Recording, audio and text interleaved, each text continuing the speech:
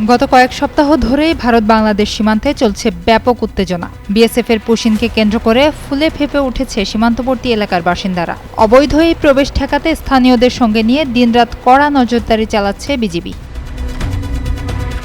সামাজিক যোগাযোগ মাধ্যমে ছড়িয়ে পড়া ভিডিওতে দেখা যায় বেশ কয়েকটি সীমান্তবর্তী এলাকায় গোপনে বিএসএফের পুশিন চেষ্টা ব্যর্থ করে দিচ্ছে বর্ডার গার্ড বাংলাদেশ।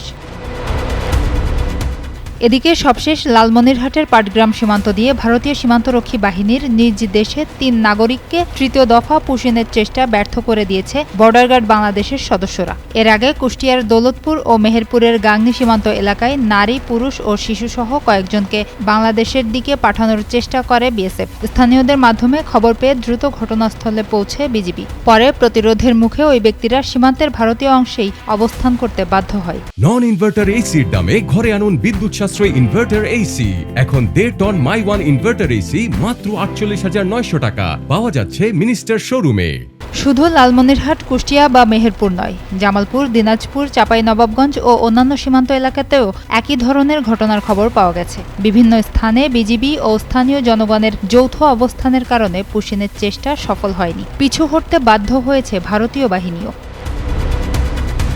বিজিবি কর্মকর্তারা জানিয়েছেন, সীমান্ত দিয়ে কোনো ধরনের অবৈধ অনুপ্রবেশ বা পুশিনের চেষ্টা সফল করতে দেয়া হবে না। পরিস্থিতির উপর সার্বক্ষণিক নজরদারি রাখা হচ্ছে এবং সীমান্তে অতিরিক্ত সতর্কতা জারি রয়েছে। এদিকে বিভিন্ন এলাকায় স্থানীয় বাসিন্দারাও বিজিবির পাশে দাঁড়িয়েছেন। কোথাও কোথাও গ্রাম পুলিশকেও সীমান্তে দায়িত্ব পালন করতে দেখা গেছে। সীমান্ত নিরাপত্তা নিশ্চিত করতে জনগণ ও আইনশৃঙ্খলা বাহিনীর এই সমন্বয় গুরুত্বপূর্ণ ভূমিকা রাখছে।